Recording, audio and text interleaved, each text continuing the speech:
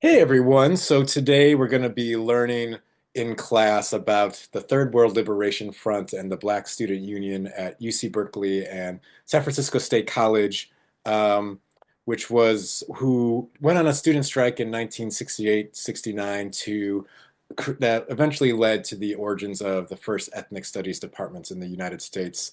And it's important for you all to know this history because ethnic studies would not exist without the sacrifices and the activism of students who are not that much different than you. And they did it through incredible organizing and solidarity, but also a lot of sacrifices, including they suffered arrests, they suffered police brutality, traumas, they lost jobs, they were suspended from school, suffered harassment from the media. But they were undaunted and successful. And I think their history is also just really important for us to be re-examining at this time because all too often the history books kind of make it seem like it's these isolated elites in their ivory towers pulling the levers, and that's what leads to social change when, in fact, it's people, grassroots, working together with communities, organizing and taking a stand that lead to some of our most significant progresses, right?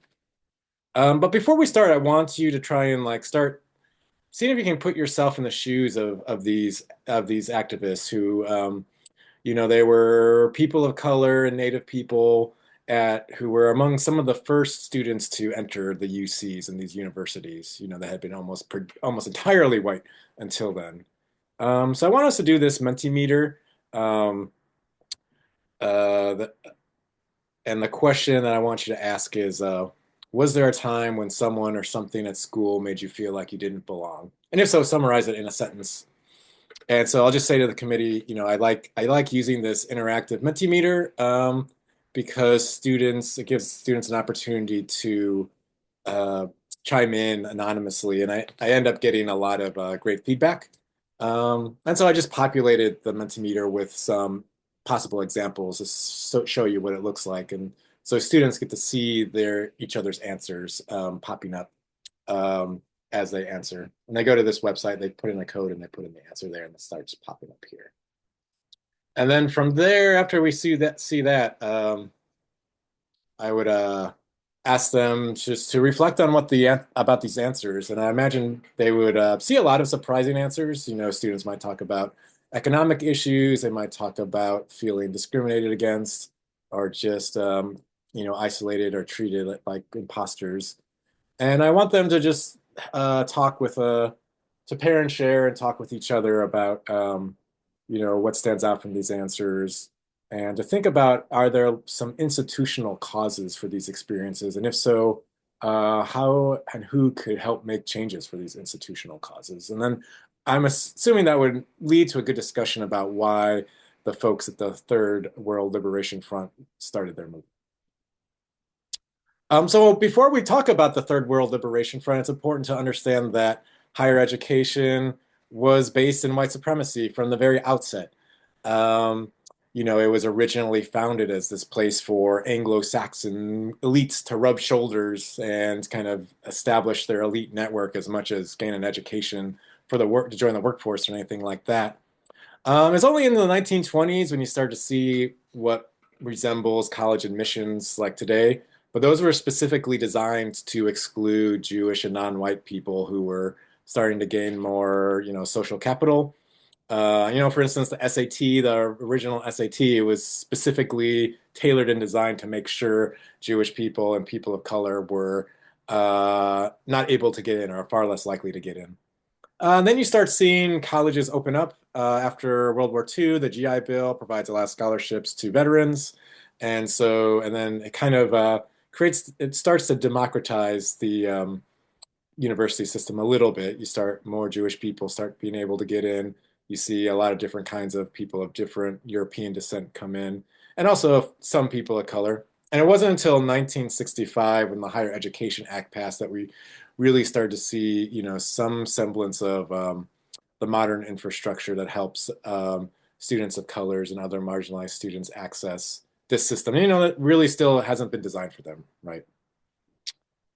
So it's important to remember that leading up to this student strike, a lot of these students there arriving at Berkeley and they're at the San Francisco State College, and they're among the only, black students and brown students and native students there, and they're really outnumbered by the white students, and they face a lot of hostility, even from the student newspapers that are run predominantly by white students and the student governments that's run by white students.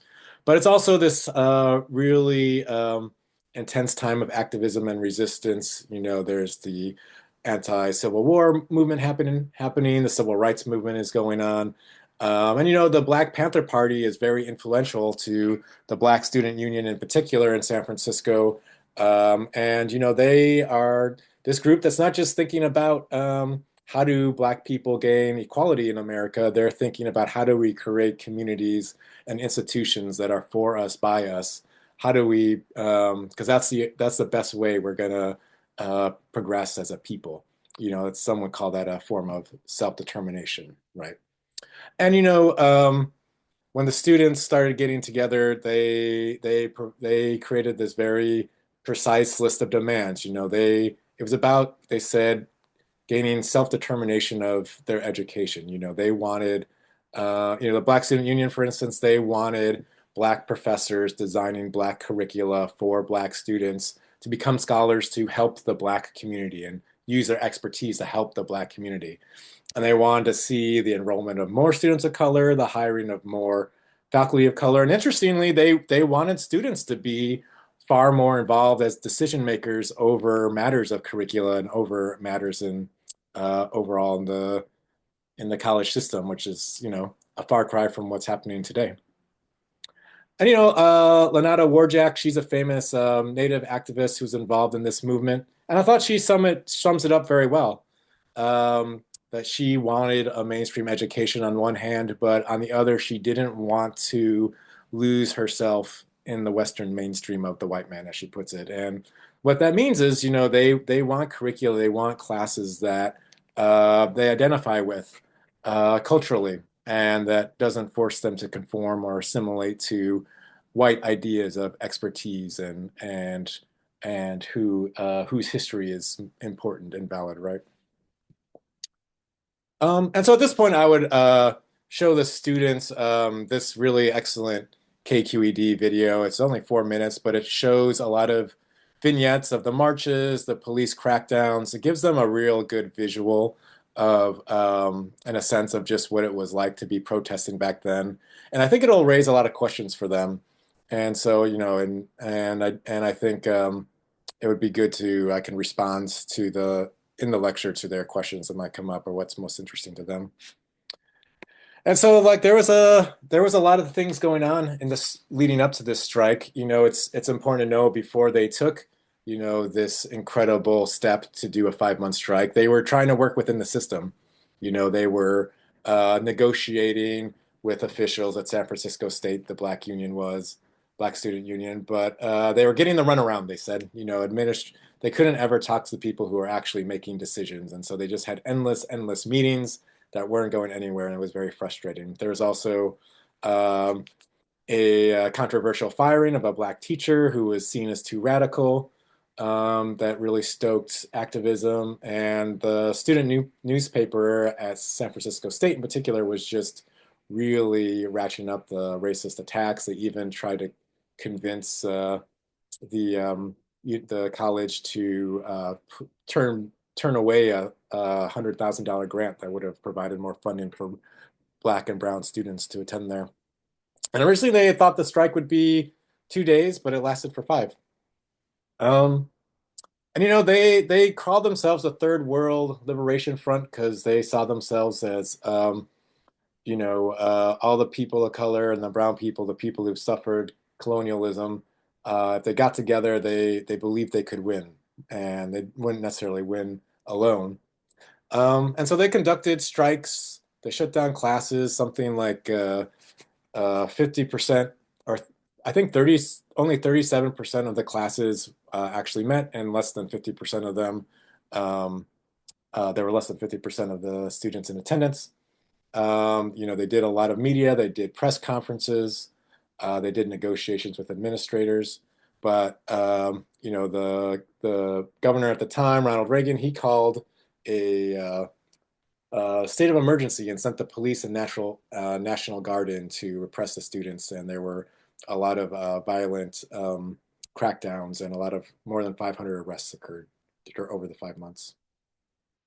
Um, and eventually they won. They did succeed in getting through their persistence and getting most of their demands met, and the first ethnic studies departments were created at the end of 1968 and early 1969. Um, so with that little intro into the Third World Liberation Front, I want you to get in a pair. I want you to do a little free write and then pair and share um, how you would define ethnic studies in your own words. What are the goals of ethnic studies, and why do people criticize or resist ethnic studies? And I think I'm asking you to do this because we're going to be doing an exercise in a little bit where we look at some of the original writings of the Third World Liberation Front and some modern day legislation about ethnic studies. And, I think there's been a lot that has changed since this time, and I want us to reflect on why that is and what that means. So I give them, 5 minutes to free write, and then have them pair and share for a few minutes, and then to have a few people share from the class. And so, I took a look at some of the California model curriculum, and I just wanted to give you this particular definition of ethnic studies. And there's a lot of ways to think about it, but this is kind of how the state is thinking about it. And it's, these core disciplines of Native American studies, Afro American studies, Asian American studies, and Latinx studies. And it really foregrounds people of color, indigenous people, as the communities that students should be learning from, because they've been resisting white supremacy and settler colonialism for centuries. And because of this, they have a lot of important insights and analyses on how the United States works. And by developing this critical awareness of how race and colonialism relates to power in the U.S., again, students are going to gain a better understanding of how to be civic actors in their own communities, how to enact change, how to organize for change. And it's also helps students see that people of color, indigenous people, have played really important roles in making the U.S. who it is today, especially in fostering a lot of the social change we take for granted. And also, I think the most important thing is, it helps students see themselves in the curriculum, especially in history, and it helps us envision better futures for ourselves because we have a deeper understanding of what causes discrimination, what causes dispossession, and then we also understand how to organize against it and to enact social change at a deeper level. And so with that, I'm gonna conclude this class with a Groom Zoom whiteboard activity where I'm gonna give them the text of some of the Black Student Union and Third World Liberation Front's original demands, which I think are really interesting to read in today's context, and then also a copy of AB 1460. So I have it all in this little box here. And I would send that link out on campus or whatever site they're using. And I would have them take some time to read those and break them up in groups. I do a lot of small group work and give them all different roles to make sure they're all participating equitably. And I'd ask them to do some reflection questions. And then I have this creative activity where I want them to think about these different visions for ethnic studies and then create their own idea of what an ethnic studies department should look like using this whiteboard feature that I like called the Lucid app. And so basically they could come on, I'm, giving them a chance to, on a Zoom, they would be able in a Zoom room working together, or in a classroom, ideally they would get up and be at different whiteboards and working together. And this is an opportunity, they could start drawing stuff as part of their envisioning of what they would want, and they could add comments, quotes, or ideas that they see in the primary source documents. And I think this would just be a very helpful activity to understand there's different ways to conceive of ethnic studies, and I think ethnic studies has changed in a lot of ways since it was institutionalized um, from when the Third World Liberation Front were still envisioning it. So I think it would be very helpful for them. I'm at the end of my 15 minutes, and I really appreciate your time.